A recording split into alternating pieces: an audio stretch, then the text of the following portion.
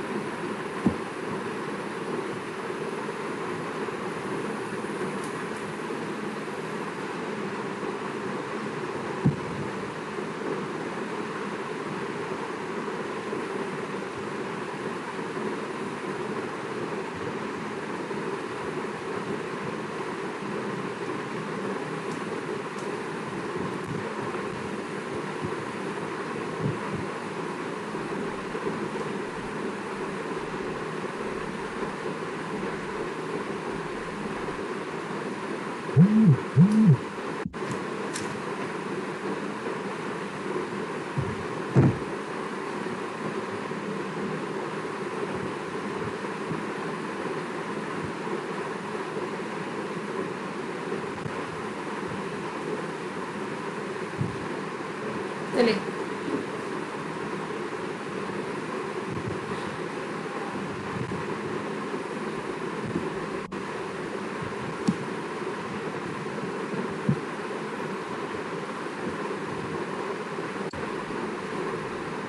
मेरी आवाज सबको आ रही है?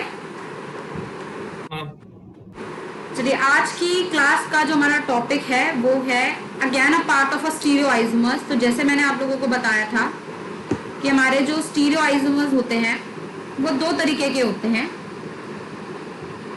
Conformational and configurational. Conformational and कन्फिगरेशनल।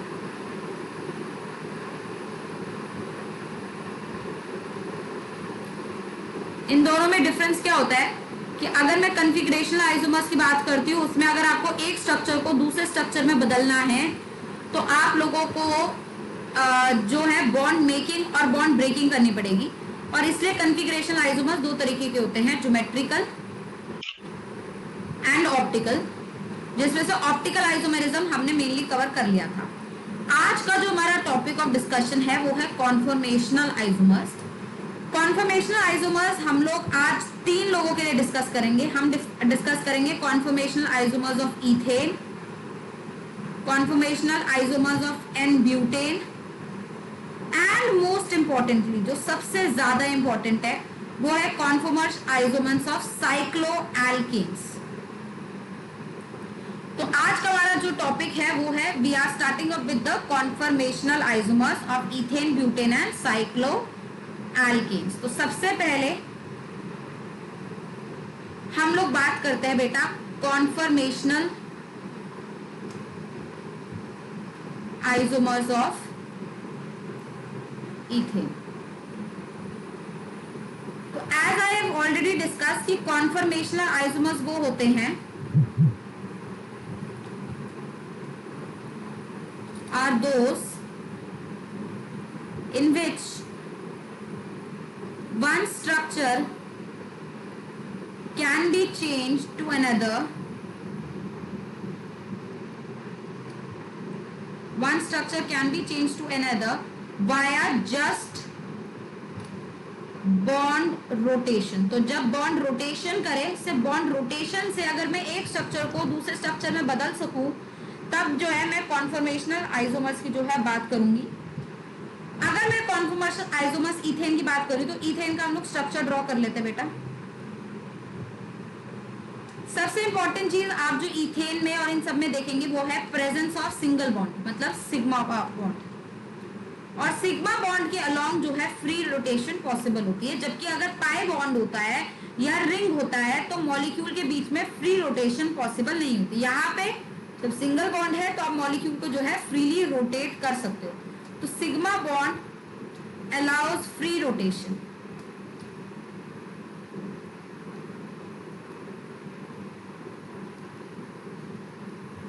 Now अगर फ्री रोटेशन पॉसिबल है तो इसका मतलब रोटेशन करके काफी सारे कॉन्फॉर्मर्स बन सकते हैं। बट अगर मैं इस कार्बन की बात करूं ये जो कार्बन है जैसे आप जानते हैं ये sp3 हाइब्रिडाइज्ड है और ये वाला कार्बन भी हमारा क्या है sp3 हाइब्रिडाइज्ड। दोनों ही कार्बन sp3 हाइब्रिडाइज्ड। इसका मतलब ऐसा तो है नहीं कि जैसे मैंने बना रखा स्ट्रक्चर ये वैसा होने वाला है, ऑफ कोर्स नॉट। ये टेट्राहेड्रल फॉर्म में होगा, है ना। मतलब अगर मैं इस कार्बन को देखूं तो ये भी एक टेट्राहेड्रल होगा जिसके 3 H होंगे और पीछे की तरफ जो है लेट्स से ये वाला H मेरा इस वेज पे प्रेजेंट है, तो पीछे की तरफ जो डैश है उस पे दूसरा CH3 ग्रुप होगा जिसको भी इस तरीके से रिप्रेजेंट किया जा सकता है, समोर लाइक दिस, है ना। This is what is ethane, क्योंकि आपका ये कार्बन दोनों ही टेट्राहेड्रल है। बट अगेन जैसे आपने ऑप्टिकल आइसोमेरिज्म में देखा कि मैं टेट्राहेड्रल स्ट्रक्चर्स को या कायरल कार्बन्स को एक 2 डायमेंशनल फॉर्म में जो है रिप्रेजेंट करना चाह रही हूँ।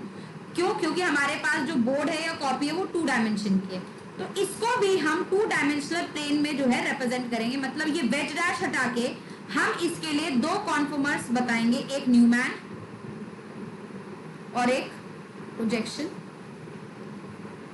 और एक होगा सॉहॉर्स प्रोजेक्शन, राइट। ये दोनों ही प्रोजेक्शन 2 डायमेंशन के लिए होती है।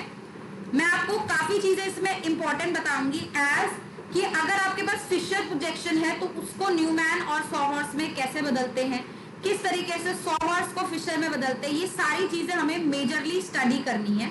बट पहले हम लोग फटाफट जस्ट अ सेकंड फटाफट एक बार इथेन के कॉन्फॉर्मर्स देखते हैं, फिर इंटर कन्वर्जन करेंगे। हाँ बेटा। मैम इसमें हमने फिशर प्रोजेक्शन ही यूज क्यों नहीं कर लिया, इसमें नया बनाने की जरूरत क्यों पड़ गई? हम इसमें फिशर इसलिए यूज नहीं कर रहे क्योंकि फिशर जनरली कायरल सेंटर्स के लिए यूज होता है जब चारों ग्रुप जो डिफरेंट हो, बट इथेन में तो कायरल सेंटर नहीं है ना। Do you understand the point? Fisher is basically used for having a chiral center, compounds having chiral center। तो अगर यहाँ पे FCl ऐसा करके रखती तो मैं इसका, अगर chiral center होता मैं इसका फिशर भी बना सकती थी। बट दूसरी चीज जो इंपॉर्टेंट है वो ये है कि चलो आप इसका फिशर भी बना लो, बट आप उसमें रोटेशन, सिंगल बॉन्ड रोटेशन के स्ट्रक्चर्स नहीं दिखा पाओगे। हमें कॉन्फॉर्मर्स में क्या करना है, सिंगल बॉन्ड रोटेशन के स्ट्रक्चर्स दिखाना है, जबकि ऑप्टिकल में क्या आता है, जैसे सपोज ये H है, ये Cl है, ये Br है, ये I है। मैं यहाँ रोटेशन नहीं दिखा पा रही ना, रोटेटेड, अगर मैं इस बॉन्ड को लेट से रोटेट करूंगी तो क्या बनेगा वो मैं दिखा नहीं सकती। इंस्टेड मैं मिरर इमेज दिखा पा रही हूँ, जबकि जब इस Br को उठा के यहाँ लाना पड़ेगा, जब इस Br को उठा के मैं यहाँ लाऊंगी then it would be configurational isomer, ना कि कॉन्फर्मेशनल। ठीक है, तो फिशर में सिंगल बॉन्ड रोटेशन दिखाना डिफिकल्ट है, कॉन्फॉर्मर्स दिखाना डिफिकल्ट है, इसलिए हम इसका फिशर ना बना के इसका न्यूमैन या सॉहॉर्स बनाएंगे। यहाँ तक बात क्लियर हुई? Can I remove this? देखिए अब जैसे मैंने बताया हमारे पास ये इथेन है, हम इसका न्यूमैन या फिशर बनाएंगे। कैसे बनाते हैं अभी बताते हैं आप लोगों को। देखो आप ये 1 कार्बन बोल दीजिए, ये कार्बन आप 2 बोल दीजिए। तो अगर मैं फर्स्ट कार्बन की बात करूं, ये है मेरा फर्स्ट कार्बन, इस कार्बन पे देखिए 3 H है ना,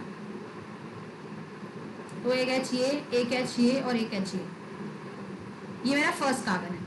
अब मैं जब फिशर बना रही होती हूँ तो मैं क्या करती हूँ, जैसे आप टेट्राहेड्रल की बात करिए बेटा, जैसे मैंने आपको बताया था एक टेट्राहेड्रल को अगर आप वेज डैश फॉर्म में देखते हैं तो आप इस तरीके से रिप्रेजेंट करते हैं ना।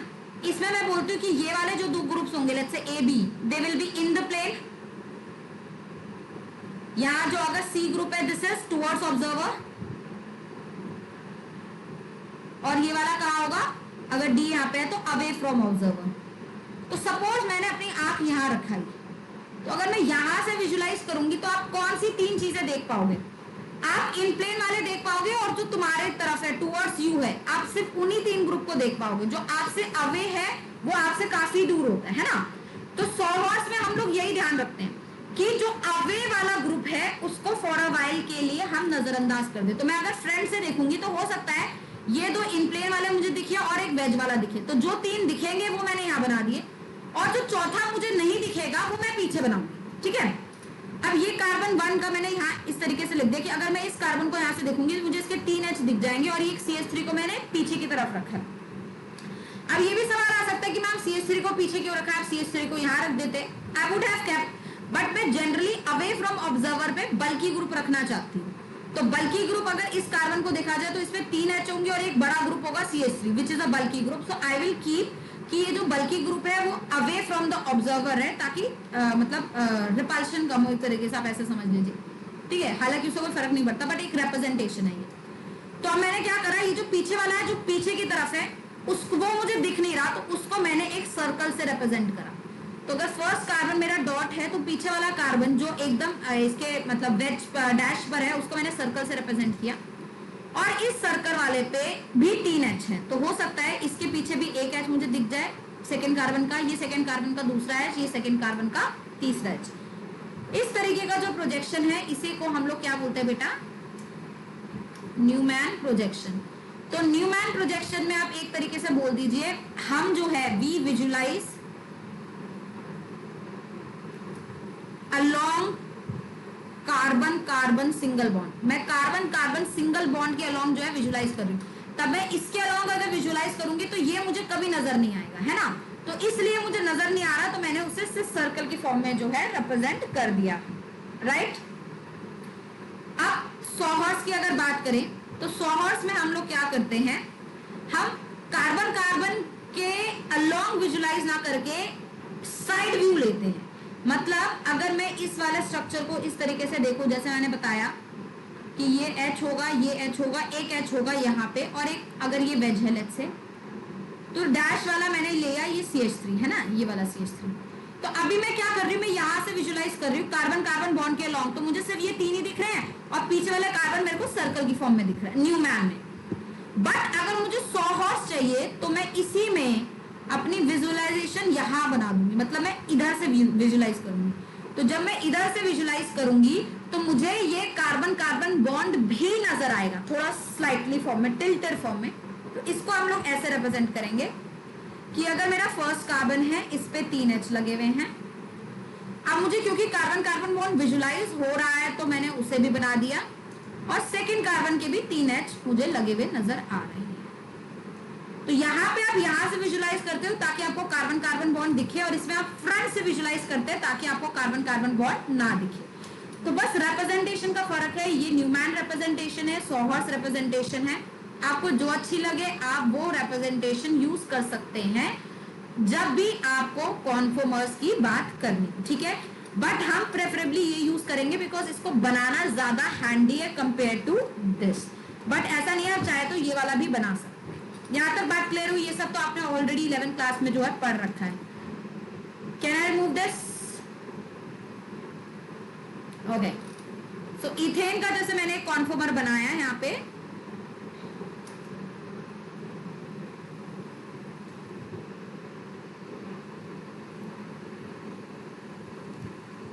मैंने न्यूमैन कॉन्फॉर्मर बनाया HHH।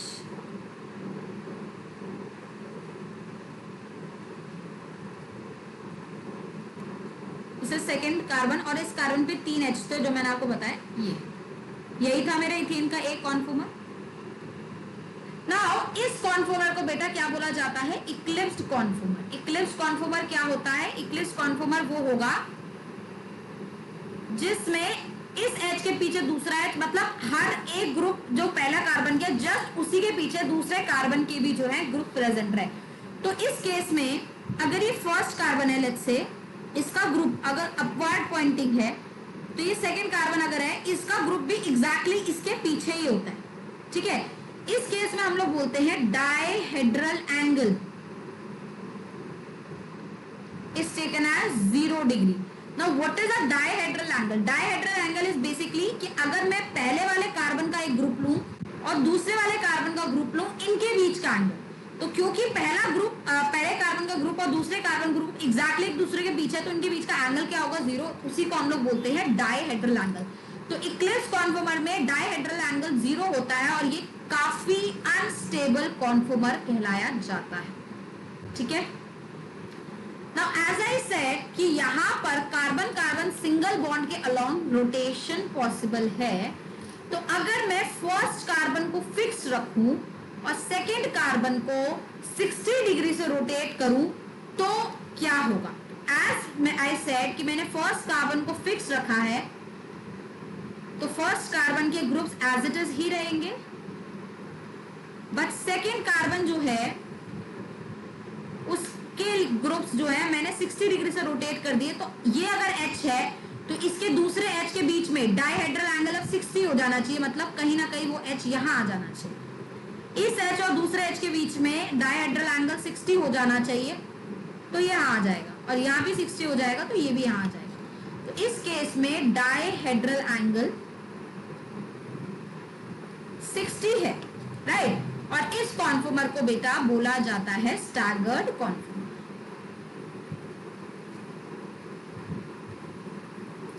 एंड ऑब्वियसली क्योंकि इसमें दो ग्रुप्स के बीच में मैक्सिमम सेपरेशन है ना, maximum separation between the two groups, between the groups of first carbon and second carbon. तो ये जो है एक तरीके से मोस्ट स्टेबल कॉन्फॉर्मर जो है कहलाया जाए, राइट।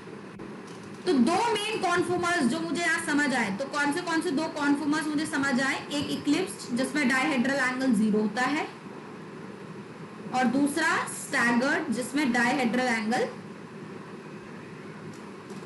हमारा 60 डिग्री है इस केस में, है ना। या फिर बोलो स्टैगर्ड एक वो कॉन्फॉर्मर है जिसमें दो एच जो है, ये दो ग्रुप जो है वो मैक्सिमम सेपरेशन पे। बट एक बात अगर सोचे तो अगर मुझे स्क्यू से स्टैगर्ड की तरफ जाना है तो ऐसा तो नहीं है आप डायरेक्ट 60 पे चले गए होगे। अगर आप रोटेट कर रहे हो तो 1 degree rotation, 2 degree rotation, 3 degree, 1.5 degree, कितने सारे रोटेशन हो सकते हैं। और हर रोटेशन की वजह से एक कुछ कॉन्फॉर्मर्स आपको मिल सकते हैं, उन कॉन्फॉर्मर्स को बेटा बोला जाता है स्क्यू कॉन्फॉर्मर्स। तो स्क्यू कॉन्फॉर्मर्स होंगे, इनका डायहेड्रल एंगल इक्लिप्स्ड कॉन्फॉर्मर से ज्यादा होगा और स्टैगर्ड कॉन्फॉर्मर से कम होगा, और इसलिए ये स्टैगर्ड और इक्लिप्स के बीच में मुझे मिलते हैं। तो skew are all those conformers which exist between the conversion of eclipse to staggered in this particular case. तो थर्ड जो मेरे पास कॉन्फॉर्मर आ रहा है वो है स्क्यू कॉन्फॉर्मर। यहां तक सबको बात समझ आई?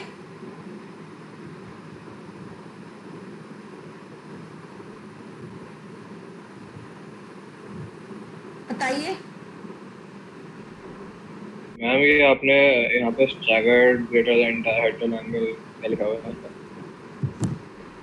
ये वाला ये मैंने लिखा है कि जो स्क्यू का डायहेड्रल एंगल है, स्क्यू का डायहेड्रल एंगल वो 0 डिग्री और 60 डिग्री के बीच के एंगल्स है, मतलब 1 2 3 कितने सारे हो सकते हैं। तो जो स्क्यू कॉन्फॉर्मर्स होते हैं उनके अंदर जो डायहेड्रल एंगल होता है वो आपका सॉरी ये उल्टा लिख दिया मैंने, डायहेड्रल एंगल इसका सही तो लिखा, हाँ डायहेड्रल एंगल इसका स्टैगर्ड से कम रहता है और इक्लिप्स से ज्यादा रहता है, क्योंकि इक्लिप्स में 0 है और स्टैगर्ड में जो है 60 है, और इसका डायहेड्रल एंगल 0 से 60 के बीच में कोई भी एंगल हो सकता है, ठीक है।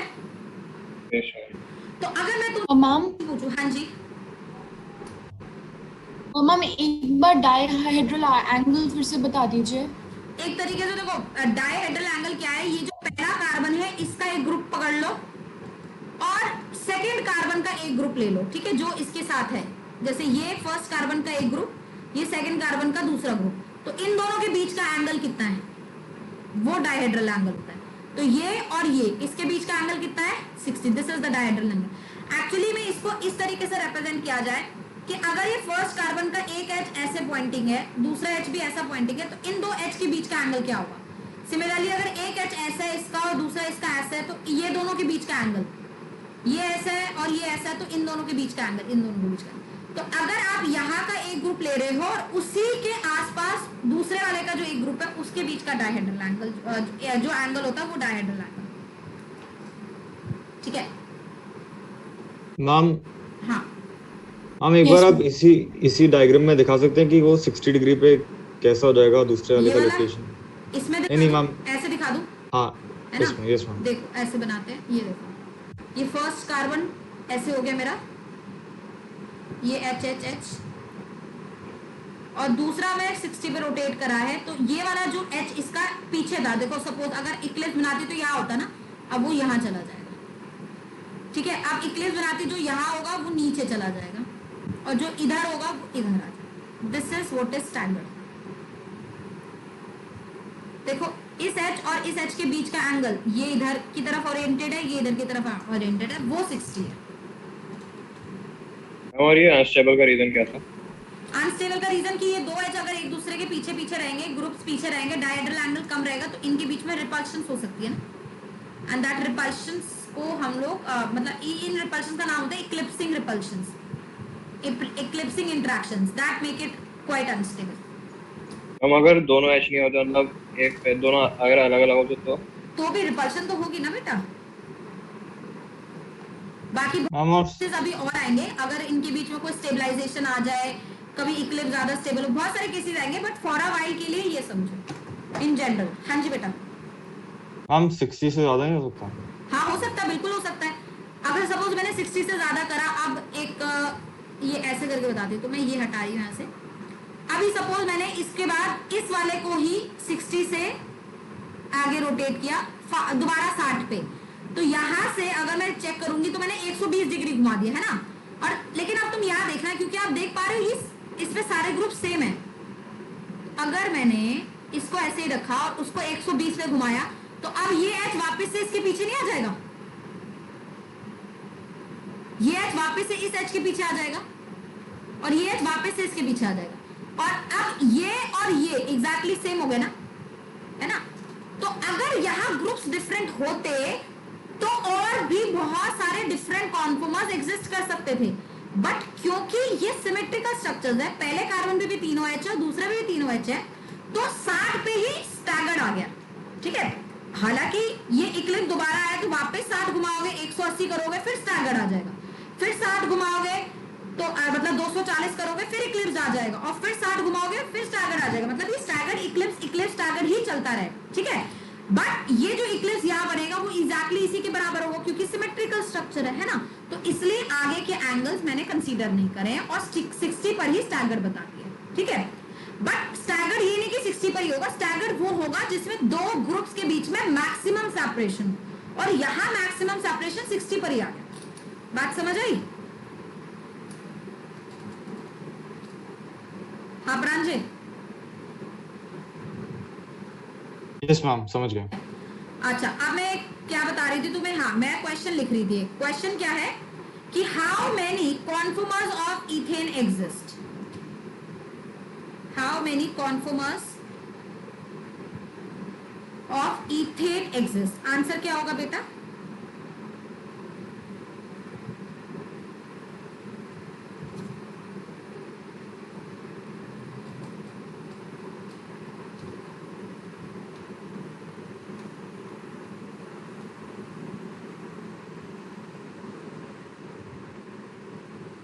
बताइए। हम हर एक अलग एंगल को अलग कॉन्फॉर्म मानेंगे। सॉरी, जैसे हर एक एंगल जो चेंज होएगा तो उसको अलग कॉन्फॉर्म मानेंगे, या फिर हाँ सिर्फ बिल्कुल, हाँ डिफरेंट तरीके के बनेंगे।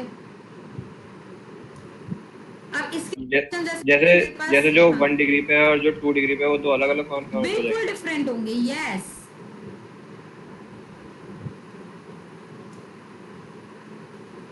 हम तो फिर इन्फिनिटी होएगा। यस बिल्कुल सही, कैन नॉट डिफाइन। अब एक इक्लिप्स है, एक स्टैगर्ड है, लेकिन जो स्क्यू है ये इनफाइनाइट नंबर्स के होंगे। क्यों?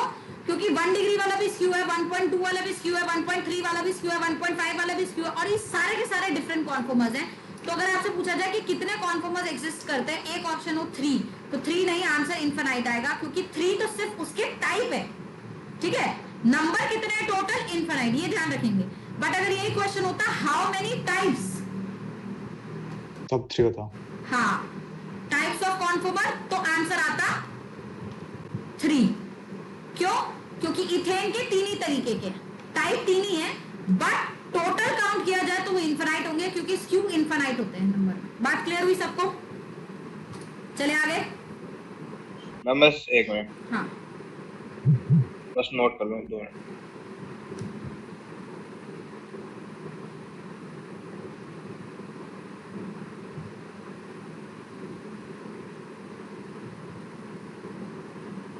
ये शाम हो गया। ओके।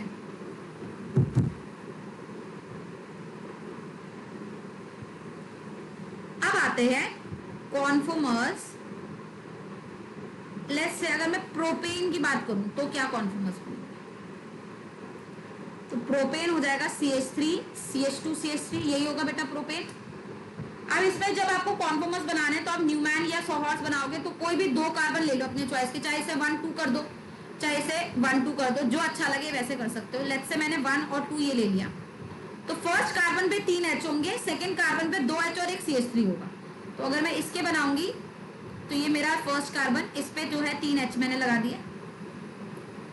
सेकंड कार्बन जो मैं पीछे बना रही हूँ उस पे जो है 2 H और एक CH3 लगा दिया। लेट्स से एक CH3 यहाँ लगा दिया, H यहाँ लगा दिया, H यहाँ लगा दिया, ठीक है।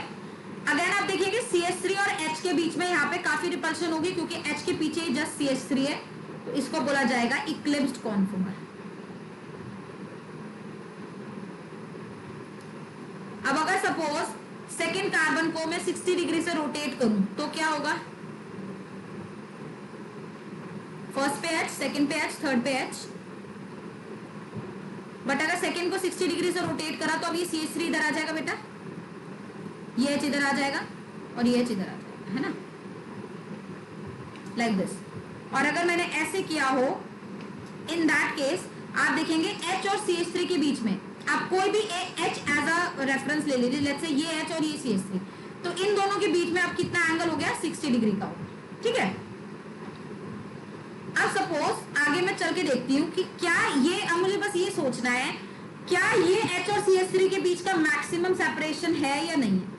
अगर ये H और CH3 का मैक्सिमम सेपरेशन है तो यही वाला कॉन्फॉर्मर मेरा स्टैगर्ड बन जाएगा, और अगर ये मैक्सिमम सेपरेशन नहीं है तो ये कोई और कॉन्फॉर्मर होगा, ठीक है। तो for that let me just go further and check कि ये है मैक्सिमम सेपरेटेड या नहीं।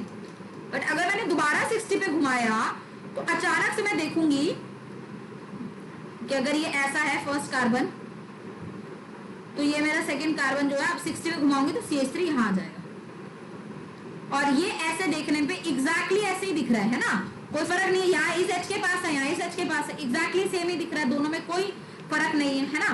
तो इसका मतलब जब ये एग्जैक्टली इसके बराबर है तो अगर मैंने इसे फर्दर 60 के ऊपर घुमाया तो क्या होगा? ये H तो ऐसे ही रहे, अब ये वाला इधर आ जाएगा बीच में CH3 और ये H होगा, ठीक है। तो एक बार को यहाँ तो लगेगा कि इस CH3 में मैक्सिमम आ गया, लेकिन अगेन ये और ये तो अभी भी 60 पर ही है, जैसे कि यहाँ था ये CH3H ये मैक्सिमम 180 पर है, पर ये तो 60 पे, मतलब ये दोनों भी सेम कॉन्फॉर्मर्स हैं और ये दोनों भी सेम ही कॉन्फॉर्मर्स की कैटेगरी में आएंगे। इसका मतलब मैम सेपरेशन H और CH3 के बीच में यही होगा और ये स्टैगर्ड होगा। हाँ बेटा, मैम फर्स्ट और थर्ड सेम कैसे हो रहा है उसको, तो इसको मतलब ऐसा- अलग अलग नहीं, अगर ये अलग अलग तब होते जब मैं इन तीनों H को डिफरेंट कर देती, लेट्स से ये H ये D ये T, तो H है ना बेटा, है ना, H पे तो कोई मार्किंग नहीं है, समझ रहे हैं। तो अगर Yes, ma'am. इस H के साथ इस CH3 का एंगल देख रहे हैं, मतलब एक एक करके सोच ले, इस H CH3 0, ये CH3 जो है आपका 100 मतलब 20 के आसपास रहेगा, और ये H और CH3 के बीच में कोई और एंगल रहेगा 120 यहाँ से, यही यहाँ पर भी है, इस CH3 के H के साथ 0, यहाँ पे 120, यहाँ 120, है ना। तो जब सारे डायरेक्शन से H और CH3 के एंगल सेम है, मतलब ये दोनों कॉन्फॉर्मर्स क्या रहेंगे? सेम रहेंगे। बात समझ आई? तो अब ये इसके बराबर है, ये इसके बराबर है, मतलब मैक्सिमम सेपरेशन H और CH3 में सिर्फ 60 का ही आ सकता है। तो बस ये इक्लिप्स्ड हो गया, ये स्टैगर्ड हो गया, और इंटरमीडिएट इसके बीच में जो भी एग्जिस्ट करेंगे वो क्या हो जाएंगे बेटा? स्क्यू। एग्जैक्टली सेम चीज जैसे इथेन के लिए हमने बात करी थी। तो infinite numbers of isomers and type would be only 3। Did you understand the point? Yes ma'am. End of course यहाँ पर भी वही चीज रहेगी, staggered would be better stable then eclipsed. And intermediate stability किसकी आएगी? स्क्यू की स्टेबिलिटी। सबसे ज्यादा स्टेबल रहेगा स्टैगर्ड, बीच में रहेगा स्टेबल स्क्यू, और सबसे कम स्टेबल कौन रहेगा? इक्लिप्स्ड। ठीक, शैल आई रिमूव? Yes ma'am. अब आते हैं पते पे, conformers of N-butane। N-butane is this,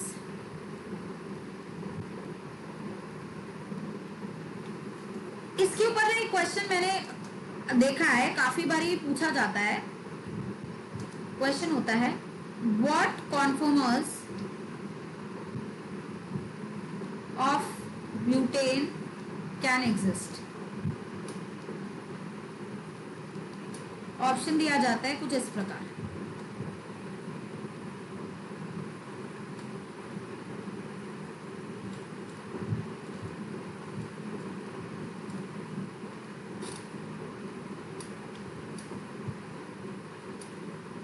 ये इसके पीछे ही है। एक ऑप्शन ये है, दूसरा ऑप्शन है ये।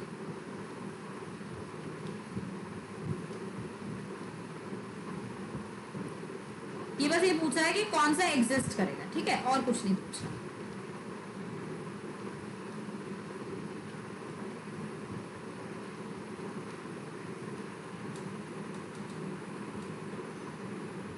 और डी है नन।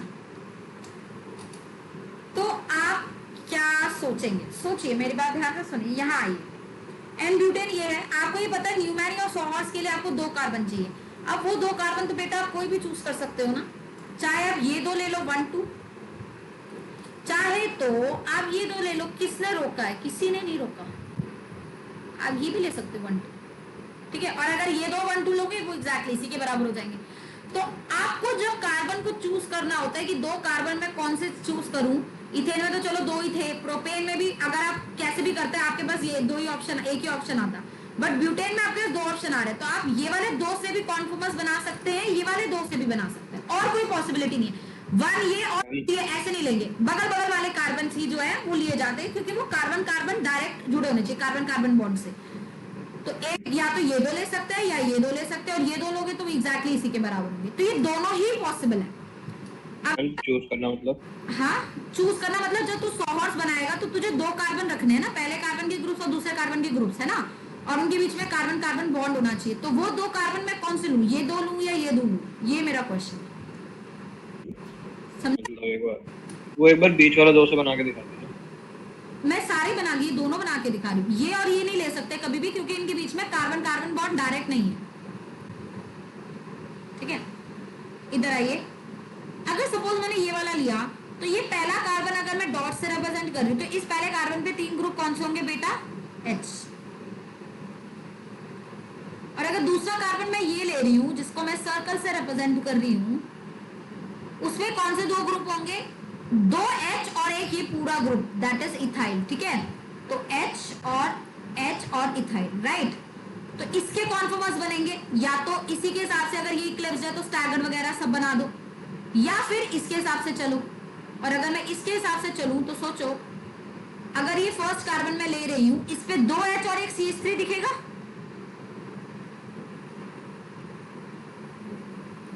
और अगर मैं सेकंड वाला ये वाला ले रही हूं, दिस इज माय सेकंड, उस पे भी 2 H और एक CH3 दिखेगा। आप इसमें भी आप डिफरेंट रोटेशन करके ये बना सकते हो। तो अगर ये वाली फ्रीडम मेरे पास है तो मैं अगर इधर आऊं कि what conformers of butane exist, तो ये कॉन्फॉर्मर भी एग्जिस्ट कर सकता है, क्योंकि ये एग्जैक्टली इसी के जैसा है। और ये भी एग्जिस्ट करेगा, जब मैं इसको जो है 60 डिग्री से रोटेट करूंगी तो ये भी एग्जिस्ट करेगा। बट ये कभी एग्जिस्ट नहीं कर सकता। देखो क्यों?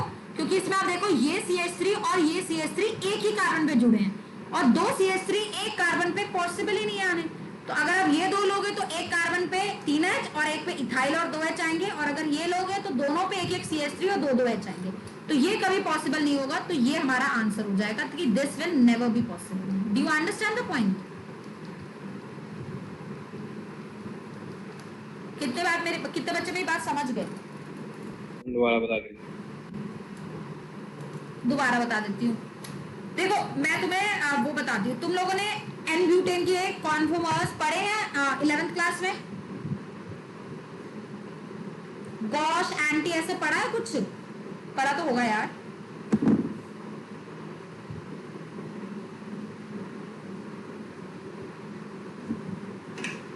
कोई बात नहीं, मैं ये बोलना चाह रही हूँ कि जब आप एन ब्यूटेन के कॉन्फॉर्मर्स बनाओगे तो चाहे तो आप इस तरीके से 2 कार्बन की चॉइस कर सकते हो, या फिर आप ये वाले 2 कार्बन की भी चॉइस कर सकते हो।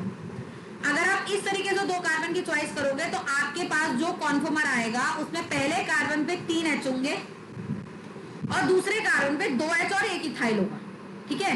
मतलब ये पहले कार्बन पे 3 है, दूसरे कार्बन पे H और इथाइल, मतलब इस तरीके का एक न्यूमैन बनेगा जिसमें आप फर्दर इक्लेयर, स्टैगर्ड, रोटेशन करके दिखा सकते हो। और अगर आप इस तरीके से 2 कार्बन लोगे तो पहले कार्बन पे जो है एक CH3 और 2 H आएंगे, और दूसरे कार्बन पे भी एक CH3 और 2 H आएंगे, और इस पे भी फर्दर तुम रोटेशन करके इक्लिप्स और सोहर जो है बना सकते हो। कहने का मतलब ये है कि एन ब्यूटेन के यहां से भी कॉन्फॉर्मर्स बन सकते हैं, यहां से भी कॉन्फॉर्मर्स बन सकते हैं, ठीक है। बट अगर मुझे यहाँ पे पूछा जाए कि कौन सा कॉन्फॉर्मर बनता है, तो ये वाला बनेगा, दिस कॉन्फॉर्मर विल एग्जिस्ट। क्यों? क्योंकि ये एग्जैक्टली इसके जैसा है जब आपने एन ब्यूटेन में फर्स्ट और 2 कार्बन आगे वाले लिए हों। तो देखिए एक कार्बन पे 3 है, दूसरे वाले पे इथाइल और 2 H, तो ये एग्जैक्टली इसी के जैसा हुआ, तो मतलब ये एग्जिस्ट करेगा, ये भी एग्जिस्ट करेगा क्योंकि वो इसी का रोटेटेड पार्ट है ना। सपोज इसको अगर मैं 60 से रोटेट करूं तो यही बनेगा, इसका मतलब यहाँ पे चॉइस ऑफ कार्बन बीच वाली 2 होगी, तो ये भी एग्जिस्ट करेगा। बस ये एग्जिस्ट नहीं करेगा क्योंकि इसमें आप नोटिस करोगे कि एक ही कार्बन पे 2 CH3 लगा दिए गए हैं और पीछे वाले कार्बन पे जो है HH प्रेजेंट है। और ऐसी कोई भी पॉसिबिलिटी एन ब्यूटेन में नहीं हो सकती, क्योंकि एन ब्यूटेन में या तो पहले 2 कार्बन चॉइस के होंगे या दूसरे 2 होंगे, एक ही कार्बन पे 2 CH3 तो कभी भी पॉसिबल नहीं होगा, तो ये वाला कभी एग्जिस्ट नहीं करेगा। समझ गए बात? Yes ma'am. ठीक है, तो इसको हटाओ एक बार। नंबर 1। Yes ma'am. तो इसी बेसिस पे अगर मैं चलूं तो मैंने क्या डिसाइड किया था एन ब्यूटेन में, या तो यहां से कॉन्फॉर्मर्स बना सकती हूं या फिर यहां से। अब दोनों तरीके के कॉन्फॉर्मर्स हम बना के देख लेते हैं, ठीक है। इस वाले में अगर फर्स्ट कार्बन आप ये ले रहे हो और इस पे 3 H ले रहे हो,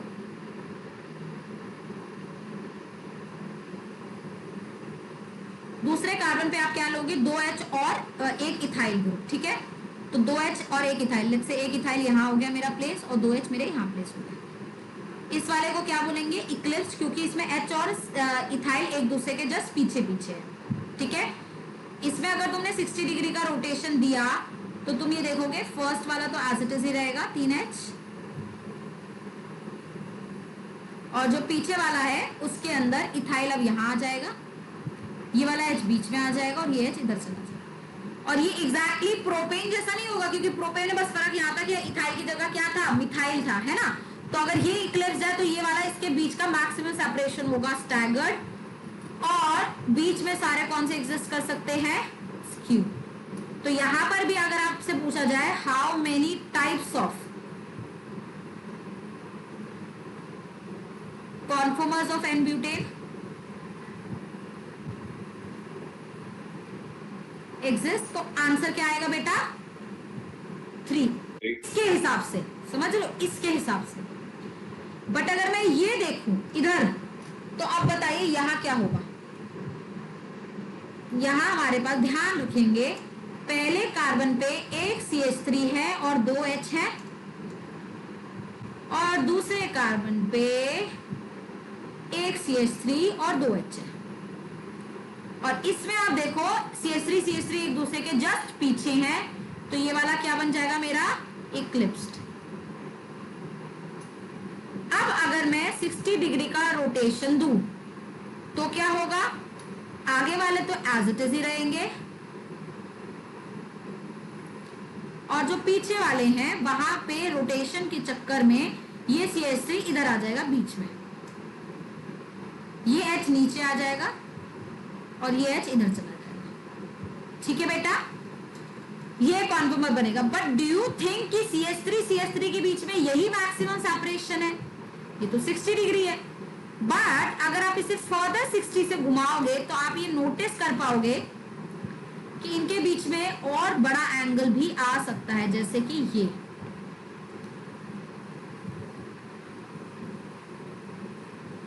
CH3 को इसके पीछे कर देते हैं, H को इधर कर देते हैं और H को इधर कर देते हैं। अब आप देखो CH3 के बीच में बड़ा एंगल आ गया, यहाँ तो दोनों के बीच में 60 था, आप देखो दोनों के बीच में कितना एंगल आ गया, 120 आ गया।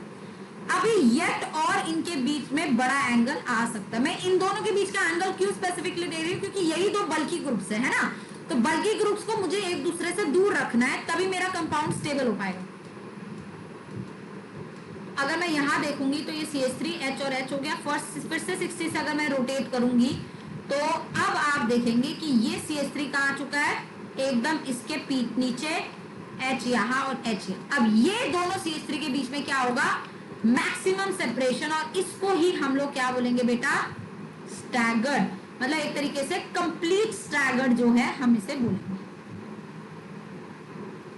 ठीक है, आप जब इसे वापस 60 से रोटेट करोगे तो एग्जैक्टली इसी के जैसा स्ट्रक्चर मिल जाएगा आपको, देख लीजिए। HH यहां हो गया, एग्जैक्टली इसके जैसा आएगा, क्योंकि अब CH3 यहां आ जाएगा, H यहां और H यहां, और फिर से इन दो CH3 के बीच में 180 हो जाएगा और H और CH3 एक दूसरे के आगे पीछे आ जाएंगे। और फर्दर 60 से रोटेट किया तो इसके जैसा स्ट्रक्चर मुझे जो है देखने को मिलेगा।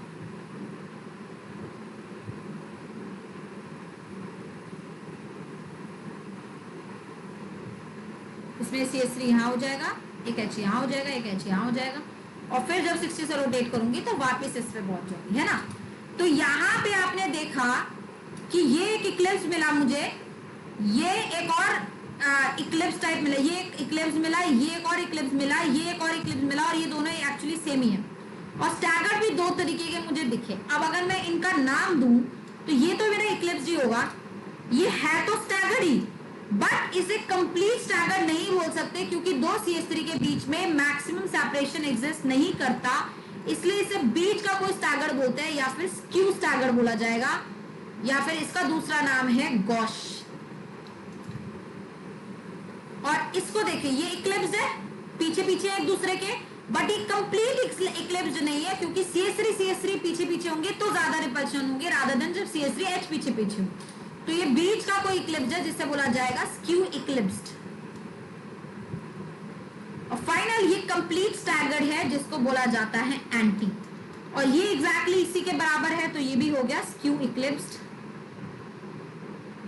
और ये एग्जैक्टली इसी के बराबर है, तो ये हो गया गॉश। तो इसमें अगर मैं आपसे टाइप पूछूं कि कितने टाइप ऑफ कॉन्फॉर्मर्स आपको दिख रहे हैं, तो इक्लिप्स्ड, गॉश, स्क्यू इक्लिप्स्ड और एंटी, 4 टाइप के कॉन्फॉर्मर्स जो है यहाँ पे आपको नजर आएंगे, और इनके बीच में स्क्यू भी होगा, यहाँ भी स्क्यू, यहाँ भी स्क्यू, यहाँ भी स्क्यू, यहाँ भी स्क्यू, यहाँ भी स्क्यू, तो स्क्यू तो एग्जिस्ट करेगा ही करेगा, है ना। तो अगर स्क्यू की बात करीजिए तो यहाँ पे तो बहुत सारे तरीके के जो है कॉन्फॉर्मर्स है, 4 तो यही हो गए, और 5वां कौन सा हो गया, स्क्यू। और अगर टोटल नंबर वाइज गिना जाए तो यहाँ पर भी इनफाइनाइट और यहाँ पर भी इनफाइनाइट। बोलिए, बात समझ आई नहीं आई? Yes ma'am. ठीक है, अब यहाँ तो इस वाले और इस वाले में से प्रेफर्ड कौन से कॉन्फॉर्मर्स रहेंगे, ये या ये? तो ऐसा बोला जाता है कि ये वाले कॉन्फॉर्मर्स जो हमने यहाँ बनाए ये ज्यादा प्रेफर्ड है ओवर ये। मैं ये नहीं बोल रही कि एग्जिस्ट नहीं करते, ये एग्जिस्ट करते हैं, बट ये प्रेफर्ड है। क्यों? क्योंकि ये सिमेट्रिकल कॉन्फ़िगरेशन से, ये सिमेट्रिकल कॉन्फ़िगरेशन से बने हैं, और ये डिससिमेट्रिकल कॉन्फ़िगरेशन से बने, नॉन सिमेट्रिकल कॉन्फ़िगरेशन एक तरीके से आप इसे बोल सकते हैं। तो आई एम नॉट सेइंग ये एग्जिस्ट नहीं करते, but we prefer these conformers of n butane rather than these, because ये सिमेट्रिकल कॉन्फॉर्मर्स से बने हैं। और सबसे अच्छी बात यहाँ पे आप देख रहे हैं, ये वाला जो है स्ट्रक्चर ये काफी स्टेबल है, एक्सट्रीम स्टेबिलिटी ये रख रहा है, क्योंकि आप देख सकते हैं दोनों ही बल्कि ग्रुप एक दूसरे से ऑपोजिट एंड पर है, और यहाँ ये कभी नहीं हो पाएगा, यहाँ एक ही बल्कि ग्रुप है और वो हमेशा H के पास ही रहेगा। ठीक है, यहाँ मैक्सिमम सेपरेशन के नाम पे कुछ नहीं है, या मैक्सिमम सेपरेशन ही 60 डिग्री है, जबकि यहाँ दो बल्कि ग्रुप के बीच में मैक्सिमम सेपरेशन कितने का आ रहा है, 180 डिग्री का आ रहा है। तो ये दो कारणों की वजह से हम इस वाले स्ट्रक्चर्स को, इन कॉन्फॉर्मर्स को प्रेफर करते हैं ओवर ये conformers. Am I clear till now? Yes ma'am. ठीक है, अब मैम यहाँ पे एग्जाम में आता तो 4 लिखेंगे। टाइप की बात कर रहे हो, 5 लिख, यस मैम। स्क्यू भी होगा ना एक, इन सब के बीच में सब में स्क्यू भी होगा ना, यस मैम। है ना, तो 5 लिखेंगे। नंबर पूछा जाएगा तो इनफिनाइट लिखेंगे। अच्छा, जरा मैं इसको हटा दूं। Yes ma'am. तो अगर मैं स्टेबिलिटी ऑर्डर आपसे पूछूं, जो हमने लास्ट बनाया था उसका स्टेबिलिटी ऑर्डर, तो सबसे ज्यादा स्टेबल कौन सा होगा बेटा? नो डाउट सबसे ज्यादा स्टेबल होगा एंटी, हाँ या ना? फिर कौन स्टेबल होगा? स्टैगर्ड का दूसरा वर्जन कौन सा था? Skew staggered, that is gosh. फिर इक्लिप्स भी दो तरीके से थे, लेकिन जो स्क्यू इक्लिप्स है वो थोड़ा सा बेटर होगा क्योंकि इसमें CH3H जो है वो पास पास है, रादर देन इक्लिप्स में CH3 पास पास है। तो स्क्यू इक्लिप्स थोड़ा बेटर होगा। और सबसे ज्यादा अनस्टेबल कौन सा होगा बेटा? इक्लिप्स। इसमें किसी को कोई डाउट?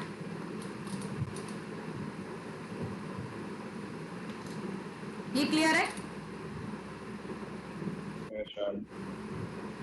चलिए अब जरा थोड़ा सा डिटेल वर्जन पढ़ते हैं जो कि इंपॉर्टेंट है एंट्रेंस के लिए। हाँ जी मैम इस केस में टाइप्स ऑफ कॉन्फर्मर 5 होंगे। हाँ, 1 2 3 4 ये हो गए और स्क्यू भी तो है सबके बीच में, इनके बीच में भी स्क्यू, उधर भी बट मैम क्यों इक्लिप्स 2 बार रिपीट हो रहा है? नहीं, उसको बात नहीं करी। एंटी से गॉश के बीच में भी कितने सारे हो सकते हैं ना, 60। जैसे एंटी आप बोले बताइए, इक्लिप्स था आपके पास, यस मैम। इससे जब आपने सबसे पहला रोटेशन 60 का दिया ना तो आपको गॉश मिला है ना, इसके बीच में 1 डिग्री 2 डिग्री 3 डिग्री कितने सारे हो सकते हैं? Yes ma'am. इक्लिप्स या स्क्यू स्टैगर नहीं होंगे, खाली स्क्यू होंगे, है ना। Yes ma'am. से जब स्क्यू में जा रहे होंगे तो फिर कितने सारे स्क्यू आ सकते हैं, है ना। तो ये जो बीच के होते हैं सबको एक ही कैटेगरी में रख देते हैं हम लोग, है ना। Yes ma'am. अब आते हैं इस पे, हाँ इंपॉर्टेंट पार्ट। जैसे मैंने आपको बताया एन ब्यूटेन में, आपने एन ब्यूटेन को इस तरीके से मैं लिख दूं तो कोई दिक्कत तो नहीं है किसी को, क्योंकि मैंने इसका कॉन्फर्मर इसी तरीके से बनाया। ये फर्स्ट कार्बन, ये सेकंड कार्बन, इस कार्बन पे 2H 1 CH3 और दूसरे वाले कार्बन पे भी 2H और 1 CH3 ऐसे बनाया है ना। अब इसके हिसाब से तो स्टेबिलिटी ऑर्डर ये है जो मैंने लिखा, anti more stable than gauche, gauche more stable than skew eclipse, skew eclipse more stable than eclipse. But does it always happen? No. इसके साथ एक स्ट्रक्चर देखिए इस तरीके से, जिसको हम बोलते हैं इथाइलिन ग्लाइकॉल।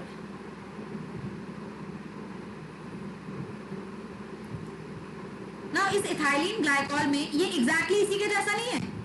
तो एक कार्बन पे 2H और 1 OH आ जाएगा, दूसरे कार्बन पे भी 2H और 1 OH आ जाएगा। CH3 जो आप पे एन ब्यूटेन में था उसको आपने किससे रिप्लेस कर दिया? बस OH से, हाँ या ना। तो अगर मैं इसके भी कॉन्फॉर्मर्स बनाऊं तो ऐसे नहीं बनेंगे, OH OH HH, है ना। ये पहला इक्लिप्स्ड, फिर 60 से रोटेशन दी,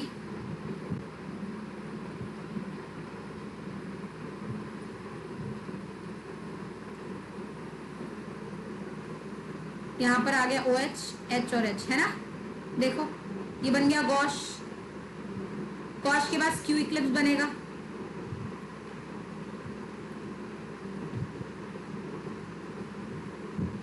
और स्क्यू इक्लिप्स कैसा होगा? OH इसके पीछे, ये H और ये H, है ना।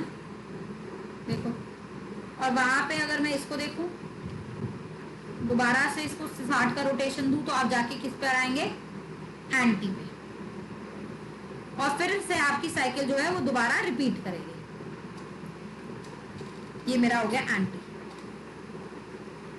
अब बस मुझे देखना है कि क्या इसमें भी ऑर्डर वही रहता है, गॉश मोर स्टेबल देन मतलब anti more stable than gosh, but नहीं। इस केस में ऐसा देखा जाता है कि गॉश कॉन्फॉर्मर ज्यादा स्टेबल है किससे? एंटी कॉन्फॉर्मर से। ऐसा क्यों हुआ है? तो चलते हैं गॉफ कॉन्फॉर्मर्स की तरफ। ये है मेरा गॉश, ये गॉश ज्यादा स्टेबल क्यों है एंटी से? देखिए ये बात तो पक्की है कि स्क्यू इक्लिप्स और इक्लिप्स अनस्टेबल होंगे। क्यों? क्योंकि इक्लिप्स चाहे किसी भी वर्जन में हो उसके अंदर इक्लिप्सिंग इंटरेक्शंस रहती है, इक्लिप्सिंग रिपल्शंस रहती है। वो कभी भी किसी भी रीजन से एंटी को या स्टैगर्ड को बीट नहीं कर पाएगा। तो ये तो अनस्टेबल है ही है, इसमें तो कोई डाउट है ही नहीं। बस इन दोनों पे डाउट है। क्यों? क्योंकि एक्चुअली में ये दोनों ही स्टैगर्ड है ना। बट ये वाला जो स्टैगर्ड है गॉश वाला, इसमें आप देखिए इसमें हाइड्रोजन बॉन्डिंग हो सकती है इस H और इस O के बीच में। अभी हाइड्रोजन बॉन्डिंग को थोड़ा और अच्छे से मैं तुम्हें समझाऊं तो यहां देखना, ये O पे एक H, ये HH, है ना। आप लोगों को थोड़ा सा कुछ पता है चिलेशन के बारे में? What is chelation? चिलेशन होता है जो इंटरनल रिंग स्ट्रक्चर बनता है, इंटरमोलिकुलर रिंग, मॉलिक्यूलर रिंग जो बनता है अगर रिंग एक मॉलिक्यूल के अंदर ही कोई रिंग बन रहा है, इंट्रामॉलिक्यूलर रिंग जो बन रहा है, उसको बोला जाता है चिलेशन। और चिलेशन जो होता है मॉलिक्यूल के अंदर स्टेबिलिटी लाता है। आप लोगों ने अपना केमिकल बॉन्डिंग वाले चैप्टर में ये तो पढ़ा था ना, हाइड्रोजन बॉन्डिंग दो तरीके की होती है, इंटर और इंट्रा, है ना। तो इंटर मॉलिक्यूल तो एसोसिएशन कराती है, बट इंट्रा मॉलिक्यूलर जो है वो चिलेशन बनाती है। और इंट्रा मॉलिक्यूलर हाइड्रोजन बॉन्डिंग सिर्फ तभी हो सकती है जब इंट्रा में जो रिंग बन रही है वो स्टेबल रिंग है, मतलब 6 मेंबर रिंग या 5 मेंबर रिंग, अदरवाइज नहीं होती। अब यहाँ देखिए, अगर इस H को इस O के साथ हाइड्रोजन बॉन्डिंग मैंने कराया तो आप देखेंगे कि ये कितने मेंबर रिंग बनी। ध्यान दीजिएगा, ये फर्स्ट का रिंग का मेंबर, ये सेकेंड रिंग का मेंबर, ये थर्ड रिंग का मेंबर। बट इस O के साथ ये वाला कार्बन 4 मेंबर का कार्बन का रिंग हो जाएगा, और इसके पीछे जो कार्बन है वो 5th मेंबर हो जाएगा। आप समझ रहे हैं? तो ये कितने मेंबर की रिंग बन रही है यहाँ पे? 5 मेंबर की रिंग बन रही है, जो कि स्टेबल मानी जाती है, इसलिए ये चिलेशन पॉसिबल है। और इस हाइड्रोजन बॉन्डिंग की वजह से गॉस कॉन्फॉर्मर जो होता है हाईली स्टेबल हो जाता है एंटी से। अब एंटी में आप देखिए, ये H और ये हाइड्रोजन बॉन्डिंग नहीं बना पाएंगे क्योंकि ये एक दूसरे से क्या है, बहुत ज्यादा दूर। तो अब ये चिलेटेड स्ट्रक्चर नहीं बना पाएंगे, इस वजह से एंटी में OH OH के बीच में हाँ रिपल्शन कम है, लेकिन यहाँ पे रिपल्शन तो कम है क्योंकि OH OH के पीछे नहीं है, जस्ट उससे दूरी है।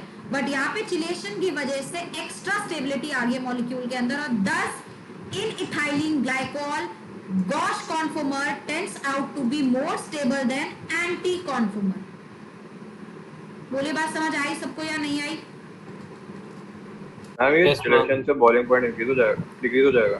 बॉइलिंग पॉइंट वैसे इंक्रीज या डिक्रीज जो होता है वो इंटर मॉलिक्यूल से देखा जाता है, इंट्रा मॉलिक्यूल से। अगर इंटर से बढ़ता है तो हम बोल देते हैं इंट्रा से घटेगा, बट इंट्रा से घटने का ऐसा कोई रीजन नहीं होता। हाँ क्या बोल रहा था कोई और? कुछ पूछ रहा था मुझसे? मैम एक वो चिलेशन वाला फिर से बता दो। हाँ जी, ध्यान से देखिए। अब मैंने इसको ऐसा है, आपको 100 हॉर्स से बना के दिखा रही हूँ तो आपको रिंग समझ आएगी कैसे है। ये देखिए, पहला 100 हॉर्स के लिए इस तरीके से बनाऊंगी मैं 100 हॉर्स, ठीक है। ये पहले वाले का O यहाँ, H यहाँ, ये H ये H, ठीक है। दूसरे वाले का OH यहाँ होगा, क्योंकि इस OH और इस OH के बीच में एंगल कितने का है? 60 का, है ना। ये देखो, ये हाइड्रोजन बॉन्डिंग हुई है यहाँ, ये H और ये O, ठीक है। अब आप यहाँ रिंग देखो, ये 1, ये 2, ये 3, ये 4 और ये 5, ये 5 मेंबर रिंग हुई है। इसको बोलते हैं चिलेशन। चिलेशन होता है स्ट्रक्चर के अंदर इंट्रामोलिकुलर रिंग फॉर्मेशन होना, बट चिलेशन के लिए रिंग स्टेबिलिटी बहुत इंपॉर्टेंट है। और रिंग स्टेबिलिटी कहता है कि चिलेशन सिर्फ तब होगी जब 6 मेंबर रिंग बन रही होगी या फिर 5 मेंबर रिंग बन रही होगी। 4 मेंबर या 3 मेंबर रिंग बन रही होगी तो उसमें चिलेशन नहीं मानी जाती, वो अनस्टेबल होता है ना। तो गॉश में ये और ये OH जो है एक दूसरे से दूर भी है 60 पर, और साथ में इतने दूर भी नहीं है कि इनके बीच में हाइड्रोजन बॉन्डिंग ना बन पाए। तो इसलिए यहाँ चिलेटेड स्ट्रक्चर बनने की वजह से स्टेबिलिटी आ गई। ठीक है बेटा वसुंधरा? Yes ma'am. अब सोच, अगर मैं इसका एंटी वाला वर्जन लेती तो क्या होता? एंटी वर्जन लेते ही अगर, तो ये होता,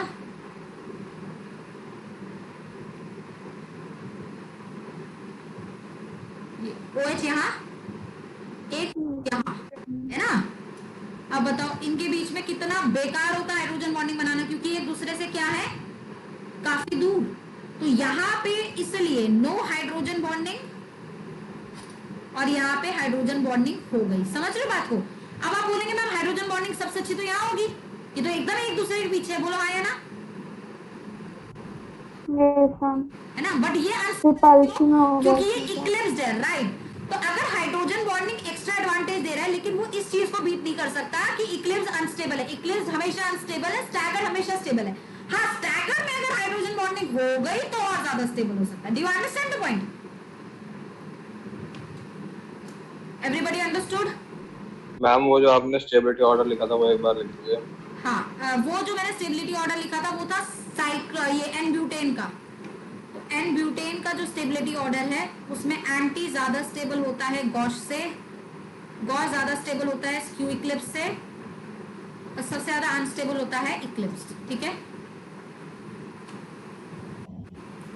और अगर यही चीज मैं इथाइलिन ग्लाइकॉल की लिखूंगी तो मैं इन दोनों पर आसपास कर दूंगी, मतलब गॉस ज्यादा स्टेबल एंटी से और ये दोनों सेम रहेंगे। ठीक है, यस मैम, लिखिए। हाँ जी। मैम एक चीज अभी भी समझ नहीं है कि मैम एक्लिप्स में भी तो मैम H2 बॉन्डिंग हो रही है, 5 नंबरिंग बन रही है, पर फिर भी वो स्टेबल क्यों नहीं है? ओके, इसको मैं समझाती हूँ कोई एक प्रैक्टिकल एग्जांपल देके। हाँ, एक अभी सुना ना तुम लोगों ने, वो सुशांत सिंह राजपूत ने सुसाइड कर लिया है ना, तो यस मैम। करा क्यों? क्योंकि डिप्रेशन में था। एक्चुअली क्या होता है, जो डिप्रेस आदमी होता है, आप उसे जिंदगी की कितनी भी खुशी दे दो, वो खुशी उसको खुशी नहीं दे सकती। Do you understand the point? ये चीज यहाँ पर है, ये पहले ही अनस्टेबल है क्योंकि इसमें OH और OH के बीच में इक्लिप्सिंग इंटरेक्शन है, रिपल्शन है। इसका O का लोन पेयर इस O के लोन पेयर को रिपेल कर रहा होगा। तो आप जब इसके अंदर रिपल्शन ये एक्सट्रीमली अनस्टेबल पहले से ही है, तो आप इसे खुशी नहीं दे सकते हाइड्रोजन बॉन्डिंग से, ठीक है। बट वही हम जैसे लोग हैं, नॉर्मल इंसान जो एकदम सही बैठे हैं, हमें अगर किसी चीज से कोई चीज अच्छी लगती है, कुछ चाहिए, जैसे तुम लोगों को अपना सिलेक्शन चाहिए नीट में या जेई में, और तुम्हें मिल जाए तो तुम्हें खुशी होगी ना, क्यों? क्योंकि तुम स्टेबल हो, और तुम स्टेबल हो और तुम्हें एक्स्ट्रा स्टेबिलिटी अगर मिल जाए, then you will be more happy. That is the case here कि ये स्टेबल है, these are stable because these both are staggered and these two are already unstable because these both are eclipsed।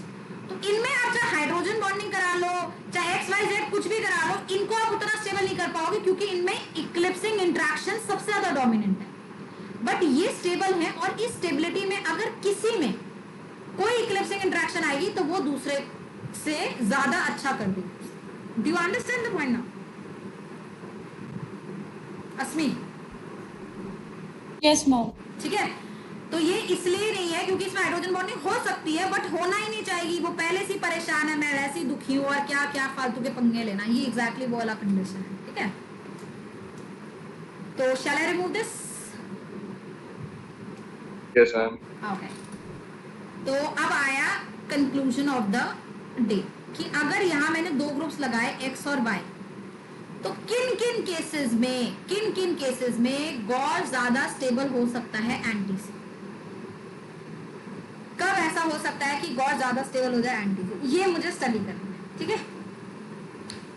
अगर Gauss को ज्यादा stable करना है anti से, तो आपने एक केस मान लिया जब आपका X भी OH था और दूसरा Y भी OH है ना, OH इथाइलिन ग्लाइकॉल, जिसमें आपने देखा गॉस ज्यादा स्टेबल है एंटी से। सही बात। अब ऐसा जरूरी तो नहीं है कि OH के बीच में हाइड्रोजन बॉन्डिंग हो, हाइड्रोजन बॉन्डिंग तो NH2 और OH के बीच में भी हो सकती है। तो अगर एक जगह NH2 एक जगह OH लगा रहेगा, तब भी गॉस ज्यादा स्टेबल बनेगा एंटी से। हाइड्रोजन बॉन्डिंग तो फ्लोरीन और OH के बीच में भी हो सकती है, तो भी गॉस ज्यादा स्टेबल होगा एंटी से। NH2 और फ्लोरीन के बीच में भी हो सकती है, तो भी गॉस ज्यादा स्टेबल होगा एंटी से। और एक यहाँ वियर्ड केस है कि फ्लोरीन और फ्लोरीन जब दोनों लगे रहते हैं, तब भी गॉस ज्यादा स्टेबल होता है एंटी से। इसको मैं समझाऊंगी ऐसा क्यों, इसको मार्क कर देते हैं। और दूसरा, जब COH और COH आपस में रहते हैं but pressure condition pH condition low है, तो भी गॉस ज्यादा स्टेबल होता है एंटी से। बट अगर COH और COH लगे हुए हैं X और Y में और हाई pH है, उस केस में एंटी ज्यादा स्टेबल होगा गॉस से। अब इन सब चीजों को डिटेल में समझते हैं। तो अगर आपका X, Y, OH, OH है, तो इथाइलिन ग्लाइकॉल हो गया, उसका केस तो मैंने आपको बता ही दिया है ना। Reason is hydrogen bonding. अब NH2 और OH भी अगर मैं एक जगह लगा दूं, मतलब ये स्ट्रक्चर बन गया ऐसे, एक जगह NH2 और इसी का अगर मैं स्टैगर्ड वर्जन बनाऊं उसमें OH, तो अगेन इस N और इस O और इस H के बीच में यहाँ हाइड्रोजन बॉन्डिंग होगी। अगेन गॉस ज्यादा स्टेबल रहेगा किससे? एंटी से। समझ पा रहे हैं सब? ठीक है। वहीं पे अगर NH2 भी दोनों जगह लगा दो, मतलब CH2 NH2 इसमें भी गॉस ज्यादा स्टेबल रहेगा एंटी से। फ्लोरीन NH2 लगा दो, फ्लोरीन OH लगा दो, तो भी गॉस ज्यादा स्टेबल रहेगा एंटी से। और इन सब का कारण एक ही है, क्या? Hydrogen bonding in Gauss. इसके अभी ऊपर आती हूँ, पर इसको समझ लेते हैं पहले। Why I am saying here low pH? अगर मैं लो पीएच बोलूंगी तो COH की फॉर्म में रहेगा, मतलब अपना प्रोटॉन लूज नहीं करेगा। तो जैसे COH है ये, और यहाँ पे भी एक COH है, तो अगर मैंने इसे लो पीएच बोला तो ये H यहाँ रहेगा। अगर हाई पीएच कहूंगी तो ये बेस की तरह बिहेव करेगा, तो बेस इस H को ले जाएगा। तो लोअर पीएच में ये H रहेगा, तभी तो हाइड्रोजन बॉन्डिंग बन पाएगी। तो इसलिए यहाँ पे लो पीएच जरूरी है। अगर लो पीएच नहीं होगा तो ये H ही नहीं होगा, COH इनफैक्ट CO माइनस में कन्वर्ट हो जाएगा, और CO माइनस अगर हो जाएगा तो हाइड्रोजन बॉन्डिंग नहीं होगी, इनफैक्ट दो बल्की ग्रुप कंसीडर होंगे, और इस वजह से एंटी ज्यादा स्टेबल हो जाएगा गॉस से। बोलो बात समझ आई? Should I repeat again? आ गई ma'am. Okay. Now let's talk about this particular thing कि इसके साथ ऐसा क्या हो रहा है। चलो ये तो लिखे रहने दो, आप लोग नोट कर लेना। अब मैं आपके बताती हूँ इस बंदेश ने ऐसा क्या किया है। देखो, अगर मैं एक जगह फ्लोरीन लगा दूं और इसके स्टैगर्ड में भी एक जगह फ्लोरीन लगा दूं ऐसे, तो इन फ्लोरीन के बीच में हाइड्रोजन बॉन्डिंग तो नहीं हो सकती है ना। और अगर कोई इंटेलिजेंट बच्चा ये सोचे कि मैम ये फ्लोरीन और ये H, या ये फ्लोरीन और ये H में तो हाइड्रोजन बॉन्डिंग हो सकती है, तो आप गलत सोच रहे हैं। क्योंकि हाइड्रोजन बॉन्डिंग के लिए H किससे अटैच होना चाहिए? इलेक्ट्रोनेगेटिव से, और कार्बन इलेक्ट्रोनेगेटिव नहीं। तो इधर तो हाइड्रोजन बॉन्डिंग तो नहीं है, बात तो पक्की है। लेकिन ये बात भी पक्की है कि इसमें गॉस ही ज्यादा स्टेबल होता है एंटी से। ऐसा क्यों होता है? ऐसा इसलिए देखा जाता है। वैसे अगर मैं इसका रियल बुकिश लैंग्वेज बताऊं तो बुकिश लैंग्वेज ये कहता है कि try this one two difluoroethane one two difluoroethane has stable transition state in gauche form which makes it more stable। वो कहता है 1,2-डाइफ्लोरोइथेन में ट्रांजिशन स्टेट जो गॉश की होती है वो ज्यादा स्टेबल होती है। अब इसको समझने के लिए आप ऐसे समझिए, आपको ये तो ट्रांजिशन स्टेट मतलब मतलब एक बीच का स्टेट जब बॉन्ड मेकिंग और बॉन्ड ब्रेकिंग दोनों हो रहे होंगे, मतलब जब रोटेट करके गॉश बन रहा होगा, अभी गॉश बना भी नहीं होगा, वो कोई एक स्टेट होती है ट्रांजिशन स्टेट जो स्टेबल होगी। वो है क्या, वो मैं बता देती हूँ तुम्हें। फ्लोरीन इलेक्ट्रोनेगेटिव है, ये सब जानते हैं, और वो सबसे ज्यादा इलेक्ट्रोनेगेटिव है पीरियोडिक टेबल में, है ना। इस वजह से क्या होता है, इस फ्लोरीन पर आ जाता है डेल नेगेटिव चार्ज। अगर इसके ऊपर डेल नेगेटिव चार्ज आएगा तो ये इस कार्बन पे, जिस कार्बन से अटैच है, उस कार्बन पे थोड़ा सा पॉजिटिव चार्ज आएगा। ये इंडक्टिव इफेक्ट वाला रोल है। ये फर्दर इस वाले कार्बन से इलेक्ट्रॉन खींचेगा तो इस कार्बन पे भी पॉजिटिव चार्ज आएगा, और अगर इस पे पॉजिटिव आएगा तो वो इस कार्बन से भी, इस फ्लोरीन से भी खींच सकता है, इस हाइड्रोजन से भी खींच सकता है, सबसे खींचेगा, जिस वजह से यहाँ पे भी डेल पॉजिटिव चार्ज आपको नजर आएंगे। तो जब आप इसका गॉश कॉन्फॉर्मर बनाओगे तो वो गॉश कॉन्फॉर्मर ये वाला जो आपने बनाया, इसको मैं न्यूमैन में दिखा रही हूँ ताकि उसको समझना आसान पड़े। आप ऐसे दिखाओगे कि एक फ्लोरीन ऐसे जिसपे डेल नेगेटिव है, यहाँ एक फ्लोरीन, यहाँ H, यहाँ H, यहाँ H, यहाँ H, और इस फ्लोरीन जिसपे डेल पॉजिटिव और ये H जिसपे डेल पॉजिटिव। तो आप देख पा रहे हैं कि ऑपोजिट चार्जेस एक दूसरे के पास आ रहे हैं without causing repulsion. That is the transition state which is getting stabilise. तो आम भाषा में आप इसे ऐसे समझ सकते हैं कि यहाँ पे इस फ्लोरीन और इस H के बीच में कोई एक आयनिक, लाइट वीक आयनिक इंट्रैक्शन हो सकती है। सिमिलरली इस फ्लोरीन और इस फ्लोरीन के बीच में भी एक वीक आयनिक इंट्रैक्शन हो सकती है जो गॉश को ज्यादा स्टेबल कर रही है एंटीन से। तो सिर्फ फ्लोरीन के केस में ऐसा होगा क्योंकि फ्लोरीन सबसे ज्यादा इलेक्ट्रोनेगेटिव है और वो कैपेसिटी रखता है कि चौथे वाले पोजीशन से डेल पॉजिटिव आए, क्योंकि आपको पता है ना इंडक्टिव डिक्रीजेस विद डिस्टेंस, तो चौथे के बाद तो इंडक्टिव डिमिनिश हो जाता है। लेकिन फ्लोरीन क्योंकि काफी इलेक्ट्रोनेगेटिव माना जाता है, इस वजह से इसका इंडक्टिव इफेक्ट चौथे तक भी दिख रहा होता है, इन दोनों पे भी डेल पॉजिटिव होता है। तो ये जो ट्रांजिशन स्टेट है इसको ये लोग कहते हैं कि थोड़ी ये स्टेबल है कंपेयर टू एंटी वाली कंडीशन, क्योंकि एंटी में क्या होगा, फ्लोरीन यहाँ चला जाएगा, दो फ्लोरीन एक दूसरे से ऑपोजिट हो जाएंगे, तो डेल नेगेटिव और डेल पॉजिटिव एक दूसरे से कहाँ चले जाएंगे, दूर चले जाएंगे। तो ये एक रीजन है जो हमें हमारा जो गॉश है उसको थोड़ा स्टेबल बना रहा है एंटी से। और आप इसको इसके रीजन में यही रीजन लिखेंगे जो बुकिश लैंग्वेज का रीजन है, कि transition state in gosh is comparatively more stable then the transition state of anti. बात सबको समझ आई? चलें आगे। गलती से भी रीजन हाइड्रोजन बॉन्डिंग मत दे देना, क्योंकि ये सबसे बड़ा गलत है। हम लिख हाइड्रोजन बॉन्डिंग के, जिनमें सब में हाइड्रोजन बॉन्डिंग हो रही है उन्हीं के मैं साथ लिख रही हूँ, लेकिन hydrogen bonding is not the reason here. Is that clear? Shall I remove? Ma'am हाँ जी। मैम एक बार ये वाला कॉन्सेप्ट एक्सप्लेन कर दीजिए कि डेल पॉजिटिव और डेल नेगेटिव कैसे आया। ये वाला जैसा किसी एक फ्लोरीन ने इलेक्ट्रॉन पुल किया, चाहे इसने चाहे इसने, ठीक है, किसी एक ने पुल किया, तो अगर इसने अपनी तरफ इलेक्ट्रॉन पुल करे तो इस पे डेल नेगेटिव आ गया। तो इस वाले कार्बन से इलेक्ट्रॉन इधर चलेगा तो इस पे थोड़ा डेल पॉजिटिव आ गया। इस पे अगर पॉजिटिव आएगा तो ये इस सिग्मा के इलेक्ट्रॉन अपनी तरफ खींचेगा, और अगर इस सिग्मा के अपनी तरफ खींचेगा तो इस पे डेल पॉजिटिव आ जाएगा।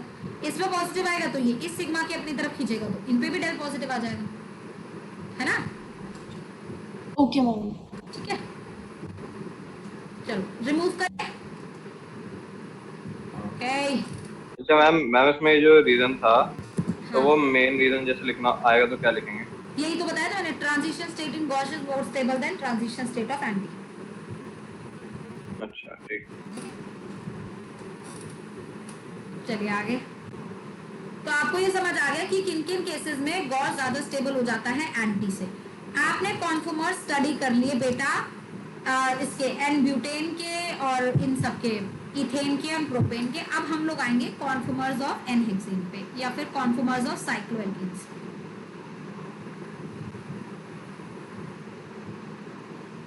साइक्लोएल्केन्स के कॉन्फर्मर्स तो मैं आपको अगली क्लास में बताऊंगी, बट थोड़ी सी ब्रीफ इंट्रोडक्शन या फिर इंट्रोडक्टरी लेक्चर में अभी ले रही हूँ।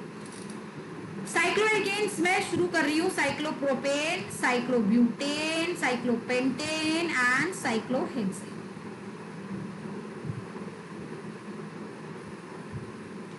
ठीक है, तब साइक्लोप्रोपेन की अगर मैं बात करूं तो यहाँ पे बॉन्ड एंगल कितना है बेटा? 60 डिग्री। साइक्लोब्यूटेन की अगर बॉन्ड करूंगी तो बॉन्ड एंगल कितना होगा? 90 डिग्री। यहाँ समवॉट बॉन्ड एंगल 108 के आसपास होता है साइक्लोपेंटेन, और यहाँ बॉन्ड एंगल 120 होता है, मतलब साइक्लोहेक्सेन। ठीक है, अब आप बस मुझे इतना बताओ कि ये सारे साइक्लोएल्केन्स में कार्बन की हाइब्रिडाइजेशन तो sp3 है, और अगर कार्बन sp3 है तो इन सब के अंदर डिजायर्ड बॉन्ड एंगल क्या होना चाहिए था?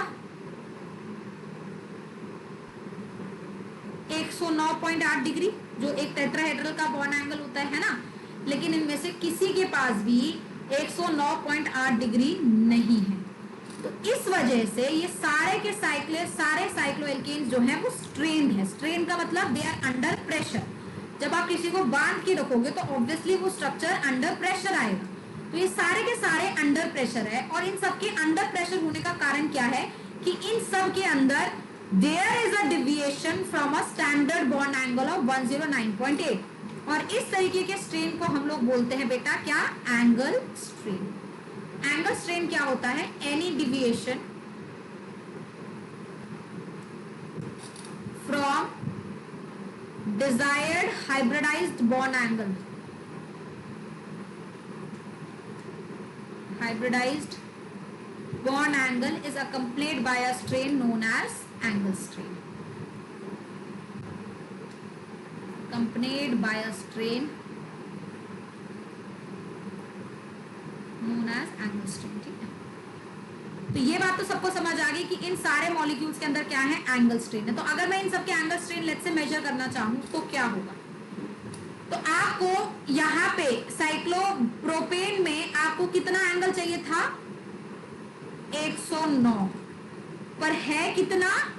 108, सॉरी है कितना? 60। तो 109.8 माइनस 60 अगर आप करोगे तो इतना एंगल का डिफरेंस है, जो एंगल इसके अंदर प्रेजेंट नहीं है। ये इसी का क्या होता है बेटा? एंगल स्ट्रेन होता है।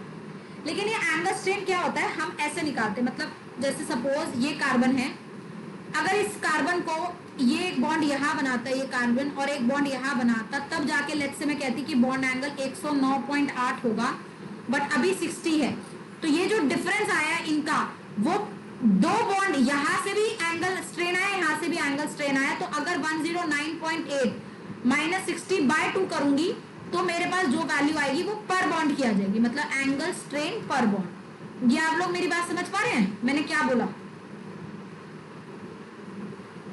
हम वो पर बॉन्ड जो है वो यहाँ पे जो 3 बॉन्ड बने हुए हैं साइक्लोप्रोपेन में, वो तीनों बॉन्ड्स के लिए हैं। हाँ ये सब पर बॉन्ड मतलब हाँ, जैसे आपके पास आप एंगल तो किसी दो के बीच में मेजर करते हो ना, मतलब दो लाइंस के बीच में, तो ये वाला एक और ये वाले एक में इतना 60, और अगर इन दो के बीच में मेजर करोगे तो ऐसा आ जाएगा। बात वही है। तो पर बॉन्ड करने के लिए ये कि आप जो भी वैल्यू निकालोगे डिफरेंशिएट इसको माइनस करके, मतलब 49 कितना आएगा 49.8।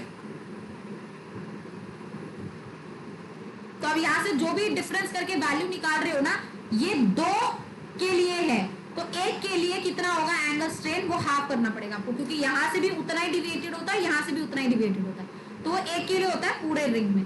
तो यहाँ जो एंगल स्ट्रेन है वो कितना है, जरा मैं यहाँ पे एंगल स्ट्रेन की अगर वैल्यू लिखूं, तो मैं अगर प्रॉपर एंगल स्ट्रेन सब में पर बॉन्ड, तो यहाँ मेरा हुआ एंगल स्ट्रेन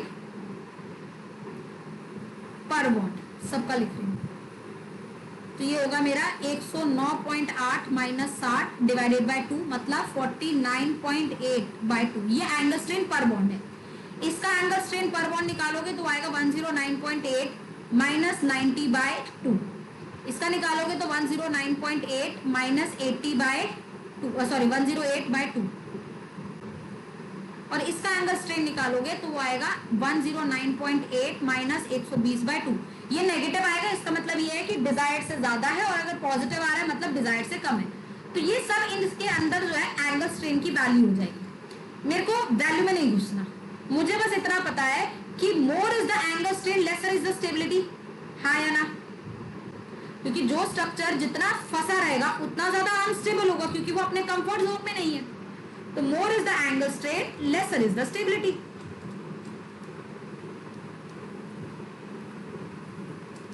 तो थ्योरेटिकली अगर इसी चीज को लेके चले, तो थ्योरेटिकली अगर देखा जाए तो इन साइक्लोएल्केन्स का स्टेबिलिटी ऑर्डर क्या होना चाहिए? सबसे कम एंगल स्ट्रेन किसमें होगा? साइक्लोपेंटेन में। तो थ्योरेटिकली सबसे ज्यादा स्टेबल होना चाहिए साइक्लोपेंटेन, फिर होना चाहिए साइक्लोहेक्सेन, फिर होना चाहिए साइक्लोब्यूटेन, और सबसे ज्यादा घटिया जो होना चाहिए वो कौन होना चाहिए? साइक्लोप्रोपेन। बताओ ये बात सबको समझ आ रही है? This is theoretically data. हाँ जी, एक चीज पूछनी है एंगल स्ट्रेन में। बोलो। वो मैं यहाँ ड्रॉ करके पूछ सकता हूँ? क्या ड्रॉ कर रहा वो है? मैं स्क्रीन, कहाँ ड्रॉ कर रहा है तू?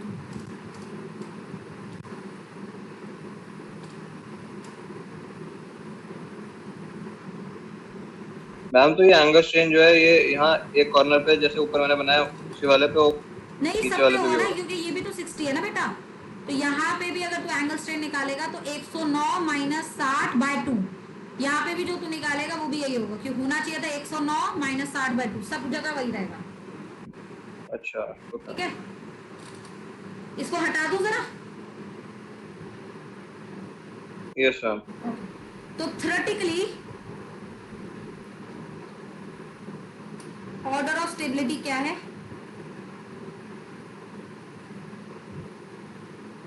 Of cycloalkenes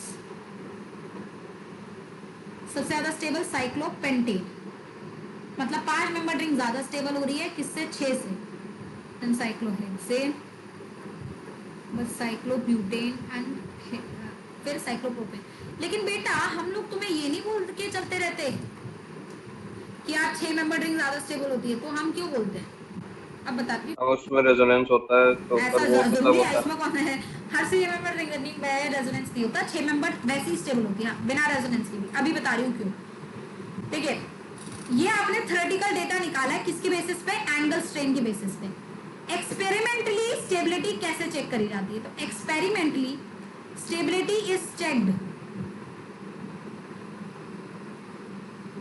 by looking at heat of combustion data, heat of combustion data. Now do you remember कि हम लोगों ने मतलब हीट ऑफ हाइड्रोजनेशन की बात करी होगी 11th में? नहीं तो उसी की तरह होता है हीट ऑफ कंबशन। मैं वापस से समझाती हूँ। थर्मोडायनेमिक्स में आपने हीट ऑफ कंबशन तो सुना ही है ना, मतलब it is the energy release when a hydrocarbon is undergo combustion.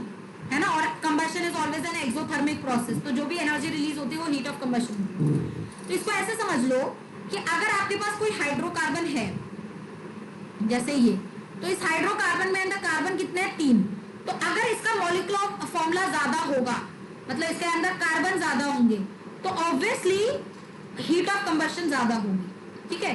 तो heat of combustion HOC depend करती है 2 फैक्टर्स पे। सबसे पहला फैक्टर नंबर ऑफ कार्बन कितने हैं, क्योंकि जितने ज्यादा कार्बन होंगे उतनी बार गैस बनेगी, हर बार CO2 बनेगा ना, तो जितने ज्यादा कार्बन होंगे उतने ज्यादा मोल्स ऑफ गैस प्रोड्यूस होंगे, जितने ज्यादा मोल्स ऑफ गैस प्रोड्यूस होगी उतना ज्यादा रिएक्शन आगे की तरफ भागेगा, और आगे की तरफ भागेगा मतलब फॉरवर्ड रिएक्शन फीजिबल होगा, और एक्सोथर्मिक क्या रिएक्शन मतलब more energy would be release. So as number of carbon increases, heat of combustion always increases, ये बात तो याद रखिए। दूसरी चीज ये होती है if number of carbon is same, सबके अंदर कार्बन सेम है, तो हीट ऑफ कंबशन अगर ज्यादा होगी तो हाइड्रोकार्बन की स्टेबिलिटी कम होगी। तो हीट ऑफ कंबशन और स्टेबिलिटी एक दूसरे के इनवर्सली प्रोपोर्शनल चलते हैं, जबकि ये सिर्फ तभी वैलिड है जब उनके अंदर नंबर ऑफ कार्बन क्या हो, सेम हो।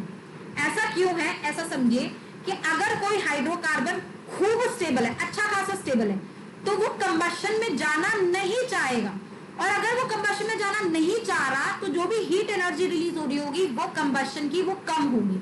तो इसको ऐसा रिलेट किया जाता है कि अगर नंबर ऑफ कार्बन सेम होते हैं तो जितनी कम स्टेबिलिटी मतलब उतना वो खुद में अनस्टेबल है, इसलिए वो टूट कर गैस में बनना चाहता है, वो कंबशन में जाना चाहता है, और अगर वो जाना चाहेगा तो हीट ऑफ कंबशन ज्यादा होगी, और अगर वो खुद में बहुत ज्यादा स्टेबल है तो उसको कंबशन करने में दिक्कत होगी, और hence heat of combustion value उसकी कम हो जाएगी। ये बात सबको समझ आई?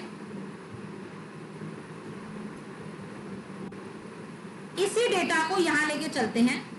ऐसा देखा गया इन सब में तो नंबर ऑफ कार्बन तो भैया डिफरेंट है, बट अगर मुझे इन सब का हीट ऑफ कंबशन चेक करना है तो मैं इन सब का हीट ऑफ कंबशन पर कार्बन चेक करती हूँ। हीट ऑफ कंबशन पर कार्बन, जब पर कार्बन चेक करूंगी इसका मतलब नंबर ऑफ कार्बन सब में मैंने क्या मान लिए, 1 मान लिए, और इस चक्कर से जैसे इसका heat of combustion let's say -x आया, इसका -y आया, इसका -z आया और इसका -w आया, तो ऐसा देखा गया कि सबसे ज्यादा हीट ऑफ कंबशन पर कार्बन जो है वो साइक्लोप्रोपेन का देखा गया। तो x का वैल्यू जो है वो सबसे ज्यादा आया y से, y का ज्यादा आया z से, और z का ज्यादा आया w से। That means cyclopropane has highest heat of combustion पर कार्बन। ये एक्सपेरिमेंटल डेटा है। Cyclopropane has highest heat of combustion पर कार्बन। तो अगर पर कार्बन इसकी हीट ऑफ कंबशन सबसे ज्यादा है, इसका मतलब ये हुआ कि साइक्लोप्रोपेन सबसे ज्यादा क्या हो गया, अनस्टेबल, हाईली अनस्टेबल। और वहीं पे साइक्लोहेक्सेन की जब मैंने बात करी तो उसके लिए मैंने देखा कि हीट ऑफ कंबशन पर कार्बन मिनिमम है, इज मिनिमम। इसका मतलब ये क्या हो गया, मेरा सबसे ज्यादा स्टेबल। तो हीट ऑफ कंबशन डेटा से साइक्लो, मैम यहाँ आपने साइक्लोप्रोपेन में तो हाईली स्टेबल लिखा हुआ है, तो ये गलती से लिख दिया, हाईली अनस्टेबल है ये, और हाईली स्टेबल है ये, क्योंकि इसका हीट ऑफ कंबशन हाई है, हीट ऑफ कंबशन इसका हाईएस्ट है, तो इसकी स्टेबिलिटी सबसे ज्यादा लोएस्ट होगी इस डेटा से, ठीक है। तो इन दोनों में क्या डिफरेंस है? थ्योरेटिकली आप कह रहे हो साइक्लोपेंटेन ज्यादा स्टेबल होगा, लेकिन रियल डेटा तो एक्सपेरिमेंटल डेटा होता है, और एक्सपेरिमेंटल डेटा कह रहा है कि सबसे ज्यादा स्टेबल कौन होगा, साइक्लोहेक्सेन। तो ये जो डिस्क्रिपेंसी है जो थ्योरेटिकल और एक्सपेरिमेंटल वैल्यूज में आ रही है कि साइक्लोहेक्सेन रियलिटी में हम कह रहे हैं एंगल स्ट्रेन के बेसिस पे ये अनस्टेबल है, और हीट ऑफ कंबशन के बेसिस पे ये स्टेबल है। इसको एक्सप्लेन करते हैं हम in the conformers of cyclohexane. तो इंट्रोडक्टरी पार्ट ये है कि एक्चुअली में साइक्लोहेक्सेन, जिसको तुम ऐसे मान रहे हो ना कि ऐसे लिख दे ये साइक्लोहेक्सेन है, हेक्सागन टाइप जिसमें आप बॉन्ड एंगल मान रहे हो 120, वो ऐसा कभी नहीं होता।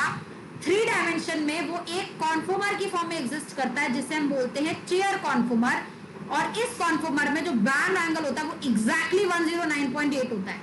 तो अगर हम जब ये सारी चीजें निकाल रहे थे तो हमें इस वाले कॉन्फॉर्मर की जानकारी नहीं थी, जिस वजह से डिस्क्रिपेंसी आई है। तो ये डिस्क्रिपेंसी तभी अवॉइड होगी जब आप साइक्लोहेक्सेन का कॉन्फॉर्मर स्टडी करेंगे, क्योंकि रियलिटी यही है कि साइक्लोहेक्सेन स्टेबल है। तो अगर ये स्टेबल है तो इसके अंदर एंगल स्ट्रेन नहीं होना चाहिए, और वही चीज मुझे चेयर फॉर्म या फिर कॉन्फॉर्मर्स ऑफ साइक्लोहेक्सेन बताता है कि साइक्लोहेक्सेन में कोई भी एंगल स्ट्रेन नहीं है। आप इसको ऐसे बना रहे हो, आप गलत बना रहे हो, आप गलत देख रहे हो, इसलिए आपको उसके अंदर एंगल स्ट्रेन नजर आ रहा है। तो अब हम नेक्स्ट क्लास में इसी के ऊपर डिस्कशन करेंगे, ये चेयर फॉर्म क्यों बना, कैसे बना, और कौन से कॉन्फॉर्मर्स होते हैं। अभी के लिए आपको बस इतना ध्यान रखना है कि क्योंकि एक्सपेरिमेंटल डेटा और थ्योरेटिकल डेटा ऑपोजिट है, एक्सपेरिमेंटल के बेसिस पे साइक्लोहेक्सेन स्टेबल होना चाहिए जो कि रियलिटी है, और इसके बेसिस पे साइक्लोहेक्सेन में एंगल स्ट्रेन है। तो ये डिस्क्रिपेंसी रिमूव हुई जब हमने बोला कि साइक्लोहेक्सेन जो है वो चेयर फॉर्म में एग्जिस्ट करता है। यहां तक सबको समझ आई बात? कोई कंफ्यूजन किसी को?